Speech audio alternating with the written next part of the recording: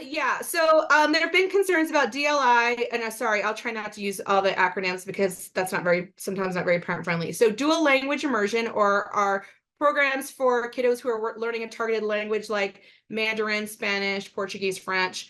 Then we also have ALL, which is Advanced Learning Lab. That's essentially our gifted and talented program. CTE is career and technical education, and CE is concurrent enrollment.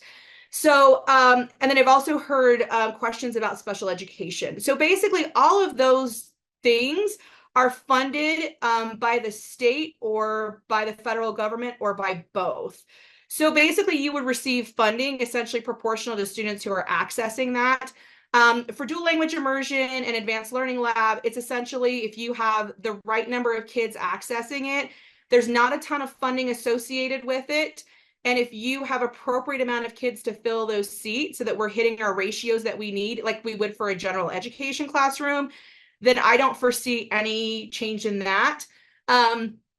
Concurrent enrollment is really based on partnerships with local universities and really student enrollment opportunities. So for example, Cedar Valley High School has the largest number of concurrent enrollment options because they have the most kids of any high school in the district. So part of it is based on things like what's a teacher certified in, what's the drive, those kind of things. CTE is a little bit different because career and technical education, we have different pathways that students can pursue. And there will be some dynamics, like, for example, I believe that the interior design 2 class is only taught by a Lone Peak teacher. So the reality is there may be some condensing of programs because if we would split, there would not be access to interior design 2.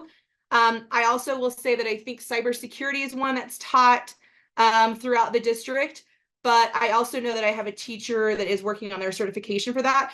So the decisions specifically about CTE and concurrent enrollment really depend on the certification of the teachers, the partnerships that are there with universities, what kids are choosing to access. But those funding buckets essentially come from the state and the federal government. And then it's really up to those individual districts where and how they invest those dollars based on interest, certification, all those kind of things.